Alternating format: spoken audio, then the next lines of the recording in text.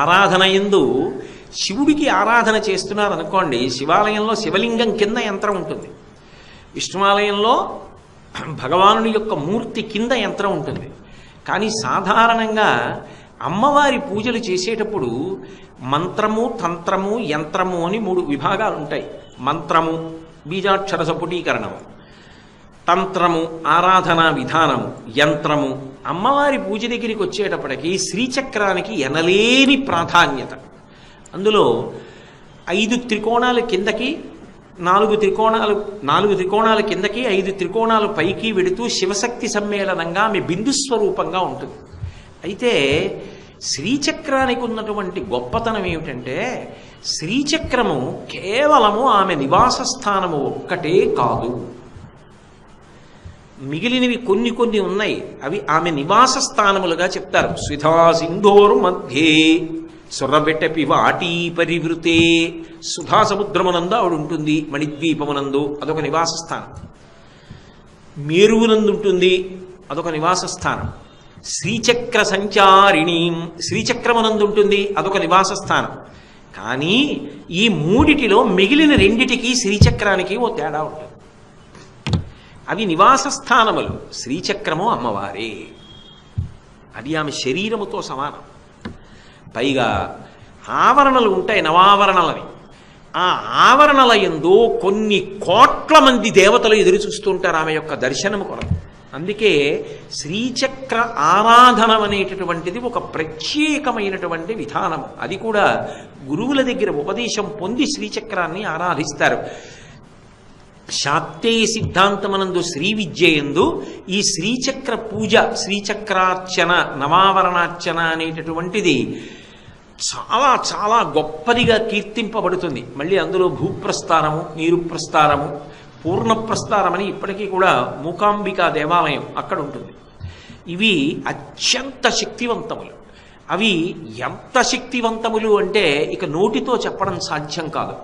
అంత శక్తివంతములై అమ్మవారి ఆరాధనలో అమ్మవారి యొక్క మూర్తి కన్నా శక్తివంతములుగా పేర్కొనబడతాయి. శివలింగము ఆకారమున్నదా నిరాకారమా అన్నారనుకోండి, శివలింగం దగ్గరికి వచ్చేటప్పటికీ అది ఆకారమునకు నిరాకారమునకు మధ్యలో ఉంటుంది. అందుకే అరూపరూపి. అసలు ఏమీ లేదందామంటే అక్కడ లింగం ఉంది అందామంటే కరచరణాదులు లేవు, మధ్యలో అవస్థ.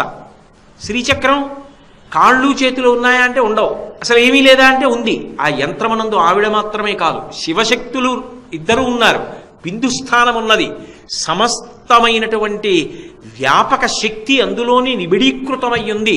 కొన్ని కోట్ల దేవతలు ఆవరణల యందు నిలబడి ఉంటారు. అందుచేతనే మిగిలిన నివాస స్థానముల కన్నా, విగ్రహముగా కన్నా, నామముగా కన్నా, మంత్రముగా కన్నా కూడా శ్రీచక్రముగా పరమశక్తివంతము. అందుకే శంకర భగవత్పాదులు అనేక చోట్ల శ్రీచక్ర ప్రతిష్ఠ చేశారు. కాంచీపురంలో కామాక్షి పరదేవత ఎదురుగుండా శ్రీచక్ర ప్రతిష్ఠ చేశారు. ఇప్పటికీ శృంగేరిలో శారదాంబ దగ్గర కానీ, కాంచీపురంలో కామాక్షి పరదేవత ముందు కానీ శ్రీచక్రారాధనమే ప్రధానమై ఉంటుంది. విశేషించి ఈ శ్రీచక్రారాధన అనేటటువంటిది ఒక ప్రత్యేకమైనటువంటి విద్యగా గురుముఖత తెలుసుకుని ఆరాధన చేస్తారు. అంత శక్తివంతమైనటువంటి ఆరాధన శ్రీచక్రార్చన. ఆ శ్రీచక్రమునందు ఆమె తిరుగుతూ ఉంటుంది. శంకరాచార్యుల వారు ఈ శ్రీచక్రం వేయడం అనేటటువంటి దాంట్లో ఎంత స్థాయికి వెళ్ళారంటే, కాంచీ పృథివీ క్షేత్రం, అందుకే కామాక్షి ఎదురుగుండా వేశారు. కానీ జంబుకేశ్వరంలో అమ్మవారు అఖిలాండేశ్వరి అప్పుక్షేత్రంలో ఉంది. ఆమె శక్తిని కొంత తగ్గించవలసి వచ్చింది. ఎందుకంటే ఇప్పుడు నేను ఈ కంటితో బాగా వెలిగిపోతున్నటువంటి సూర్యబింబం వంక చూస్తే నా కళ్ళు బైర్లు కమ్ముతాయి. ఆ తల్లి శక్తి ముందు నిలబడగలిగినంత ఉపాసనా బలం కలియుగంలో క్షీణించిపోతే ఆమెలో ఉన్న శక్తిని కొంత తగ్గించవలసి వచ్చింది. అది అప్పుక్షేత్రం. ఎదురుగుండా ఉన్న నీళ్లలో ఎలా వేస్తారు పట్టుకెళ్ళి యంత్రాన్ని? కుదరదు. పృథివీ మీదంటే వేస్తారు కానీ నీళ్లలో వేయలేరు. అందుకే తగ్గించినటువంటి శక్తిని అంతటినీ కూడా మళ్ళీ తాటంకములలో పెట్టి, వజ్రతాటంకములలో శ్రీచక్రములు వేసి ఆ అఖిలాండేశ్వరి అమ్మవారి చెవులకు పెట్టారు. అవి ఎప్పుడైనా మసకబారాయనుకోండి, అవి తీయాలి అంటే ఒక్క కంచికామకోటి పీఠాధిపతులకు మాత్రమే అధికారం. దాన్ని ఇప్పటికీ కూడా దక్షిణ దేశంలో ఒక కుటుంబం వాళ్లే పరంపరాగతంగా చేస్తారు. ఆ శ్రీచక్ర తాటంకములు తీసి మళ్ళీ అప్పటి వరకు తాత్కాలికముగా తాటంకములను ఉంచి ఆ తాటంకములకు మెరుగు పెట్టి తీసుకొచ్చే పర్యంతము దేవీ భాగవత పఠనము, కుంకుమార్చనలు, అమ్మవారికి సంబంధించినటువంటి ఆరాధనలు, భజనలతోటి, దీక్షతోటి ఇంచుమించు 40 రోజుల పైచిలుకు అమ్మవారి నామంతో మార్మోగిపోతుంది దేవాలయం. అప్పుడు మళ్ళీ ఆ తాటంకములను తీసుకొచ్చిన తర్వాత కామకోటి పీఠాధిపతుల చేతుల మీదుగానే అఖిలాండేశ్వరి అమ్మవారికి ఆ శ్రీచక్ర తాటంకములను అలంకరిస్తారు. ఇప్పటికీ కూడా జంబుకేశ్వరం వెళ్ళిన వాళ్ళు అమ్మవారి ముందు నిలబడినప్పుడు ఆ తాటంక దర్శనం అద్భుతమని చెప్పి దర్శనం చేస్తారు. ఎన్నో విశేషాలు ఉన్నాయి. ఇప్పటికీ అఖిలాండేశ్వరి అమ్మవారికి నైవేద్యం పెట్టడానికి అర్చకులు పురుషులు లోపలికి వెళ్ళి తెరవేసి నైవేద్యం పెట్టరు అని. ఆ నైవేద్యం పెట్టేటప్పుడు చీర కట్టుకుని వెడతారు స్త్రీ స్వరూపంతో. అంటే అంత తేజోమూర్తిగా నిలబడి ఉంటుంది ఆవిడ అని ఆ క్షేత్ర సంబంధమైనటువంటి గ్రంథాల్లో మనకి తెలుస్తుంది. అంటే అంత గొప్ప తల్లి. ఆ శ్రీచక్రము అంత గొప్పది కాబట్టి శ్రీచక్ర సంచారిణీం, భ్రమరాంబ ముందు కూడా శ్రీచక్రాలు ఉన్నాయి, అక్కడే కుంకుమార్చన చేస్తారు. కాబట్టి శ్రీచక్ర సంచారిణీం గానాసక్త మనోజ్ఞ యవ్వనల సద్గంధర్వ కన్యావృతాం. గానాసక్త అమ్మవారికి అత్యంత ప్రీతిపాత్రమైనటువంటి విషయాల్లో ఒకటి ఏది అంటే సంగీతం. ఆమెకి నిజానికి ఇలా ప్రవచనాలు, శ్లోకాలు చదవడాలు ఇవి కాదు ఇష్టం. ఆవిడికి చాలా ఇష్టం ఏది అంటే సంగీతం అంటే ఆవిడికి ప్రాణం. ఆమె తనంత తానుగా గొప్ప విదుషీమణి. అందుకే గొప్ప సంగీత విద్వాంసురాలు అని చెప్పడానికి వీలుగా ఆమె యొక్క కంఠము మీద త్రివళులు ఉంటాయని సౌందర్యలహరిలో శంకరాచార్యులు వారు పేర్కొన్నారు ప్రత్యేకంగా. 3 గీతలు ఉంటాయి అని. అటువంటి తల్లి సంగీతాన్ని ఇష్టపడుతుంది. అందుకే కావ్యాలాప వినోదిని. ఆమె శ్లోకాల్ని పారాయణ చేస్తే సంతోషం కన్నా ఆమెకి ఆలాపన చేస్తే ఇష్టం. అందుకే నిజానికి శ్రీరామాయణాన్ని రచన చేసినప్పుడు ఈ శ్లోకాలు చదవండి అని చెప్పి వాల్మీకి మహర్షి రచన చేశారు అని అనిపించదు. ఎందుకని అంటే ఆయన మొట్టమొదట ఆ క్రౌంచపక్షికి శాపం ఇచ్చినప్పుడే నేను అనుకోకుండా అన్నటువంటి శ్లోకం వీణ మీద కట్టుబడింది, సంగీతానికి కట్టుబడింది అంటే శిష్యుడు ధారణ చేశాడు. తర్వాత రామాయణాన్నంతటినీ రచన చేసినప్పుడు ఆయన లవకుశులకు దాన్ని సంగీతపరంగా పాడమని ఇచ్చారు. మీరు రామాయణాన్ని పరిశీలిస్తే రామాయణాన్నంతటినీ కూడా అయోధ్యానగరంలోనూ ఇతర ప్రదేశాల్లోనూ లవకుశులు ఇద్దరూ గానం చేశారు. రామాయణ గానము జరిగినది. అందుకే ఆవిడికి ఆలాపన, సంగీతం అంటే అంత ఇష్టం. ప్రత్యేకించి వాద్య పరికరముల యందు వీణ, వేణువు ఈ 2 అత్యంత ప్రీతిపాత్రం. ఆవిడ ఎప్పుడు తాంబూల చర్వణం చేస్తూ తాంబూలారుణపల్లవాదరయుగే అని ఆ తల్లి వీణానాద నిమీలితార్థనయనాం విప్రస్థచూళింబరే వీణానాద నిమీలితార్థనయనే. ఆవిట అరమోట్పుగా కందులు మూసుకొని తల ఇలా పంకిస్తుంది.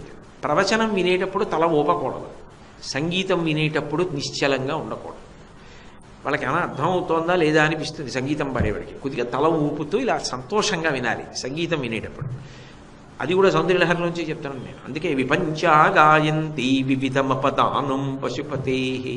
అక్కడ చెప్తారు అమ్మవారు వినేటప్పుట ఒకసారి తల పంకిస్తూ విద్దిట, వింటూ మధ్యలో శబాష్ అదిట. తదీయైర్మాధుర్యై సరస్వతీదేవి విందితే అమ్మ బాబోయ్ ఈవిడ శబాష్ అంటేనే ఇంత మధురంగా ఉంది, ఇంకా ఈవిడ పాట పాడితే ఇంత గొప్పదాని ముందు నేను వినవాయించానా, పైగా పాట పాడానా, పాట పాడుతూ వినవాయించానా అని సిగ్గుపడిపోయి పాట ఆపేసి చటుక్కున ఆ వీణ వాయించడం కూడా ఆపేసిందట. నోటితో పాడుతున్న పాట అంటే ఆగిపోతుంది, కానీ వీణ మీద ఆపేస్తే మాత్రం అది కుయ్ అంటూ ఉంటుంది కదూ. ఇంకా సిగ్గు లేక కుయ్ అంటున్నావా అని గలీబులో పెట్టేసింది. నిచులయతి చోళేని భృతాం, ఆ గలీబులో పెట్టేసి ఇంకా మాట్లాడుకో అని కట్టేసింది. అంటే ఆవిడ యొక్క గానమాధుర్యం అలా ఉంటుంది. అటువంటి తల్లి కావ్యాలాప వినోదిని, సంగీతం పాడితే పరమానంద పడిపోతుందిట. అందుకే అసలు ఇంటి యజమాని పూజ చేసుకుంటూ ఉండడం, రాజోపచారాల దగ్గరికి వచ్చేటప్పటికి గీతం శ్రావయామి అనేటప్పటికీ కోడలు వచ్చి కూర్చుని, మామయ్య గారు ఇవాళ కీర్తన పాడతానని కంజదలాయతాక్షి అంటే ఓ కీర్తన పాడడం, పెట్టి పుట్టాలి, అదో అదృష్టం. అలా పెళ్ళయ్యే వరకు కూతురు పాడడం, కొడుకొచ్చి ఓ వాద్యం మ్రోగించడం, అవన్నీ ఒక ఇంట్లో జరిగితే అంతకన్నా అదృష్టం ఏముంటుంది? లేదని బెంగపెట్టుకోక్కర్లేదు. అందుకే దర్బార్ అంటారు. ఆ సమయంలో ఆవిడ మహా ఉల్లాసంగా ఉంటుంది ఆ సంగీతం వింటుంటే. అందుకే శారదా నవరాత్రుల్లో మనం ప్రతిరోజు సాయంకాలం అమ్మవారికి ప్రదోష వేళ అయిపోయిన తర్వాత దర్బార్ సేవలో ప్రత్యేకంగా ఆవిడికి వినిపిస్తాం. ఈ సంవత్సరం ఆశ్చర్యం ఏమిటంటే అనుకున్నటువంటి వీణ కచేరి తప్పిపోయింది. అయ్యో ఈ సంవత్సరం ఆవిడికి వీణానాదం వినిపించడంలో ఇబ్బంది వచ్చింది అనుకున్నాం. అనుకోకుండా తిరుపతి దేవస్థానాల నుంచి ఒక గొప్ప కళాకారిణి కబురు చేసి ఆవిడ వస్తున్నారు వీణ వాయించడానికి. ఆ తల్లి అనుగ్రహం. అందుకే వీణా వేణు వినోద, ఎంత సంతోషమో ఆవిడికి ఆ వీణన్నా వేణువన్నా, అంత ఆనందపడిపోతుంది. అవి రెండూ ఉన్నాయి కాబట్టి ఆవిడికి ఆ ఆలాపన అంత ఇష్టం, ఆ సంగీతం అంత ఇష్టం ఆవిడికి. అందుకే సంగీతం అంతా ఎక్కడి నుంచి వచ్చింది అంటే గంధర్వులు ఎప్పుడూ సంగీతం పాడుకుని నృత్యం చేస్తూ ఉంటారు. సువాసనా ప్రియత్వంతో ఉంటారు. వాళ్ళు భూమికి చాలా దగ్గరలోనే తిరుగుతూ ఉంటారు అని భరతముని ఆ గంధర్వుల యొక్క గానాన్నంతటినీ కూడా తన శక్తితో వినే మహానుభావుడు ఆ సంగీత శాస్త్రాన్నంతటినీ ఇచ్చాడు. అందుకే గాంధర్వ వేదము అని పేరు సంగీతానికి.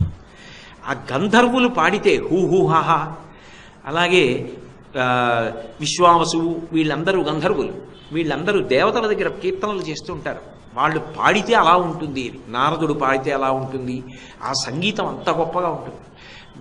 పాడితే గంధర్వులు పాడాలంటారు. అబ్బా ఏమి పాటరా గంధర్వగానం అంటారు. అమ్మవారి దగ్గర పాడేటప్పుట ఎటువంటి వాళ్ళంటే గానాసక్త మనోజ్ఞ యవ్వన లసద్గంధర్వ కన్యావృతాం. ఆవిడ చుట్టూ గంధర్వకాంతలు నిలబడి పాటలు పాడుతుంటారట. అసలు శంకరాచార్యులు వారు త్రిపుర సుందరి మానస పూజ అని ఒక అద్భుతమైన గ్రంథం చేశారు.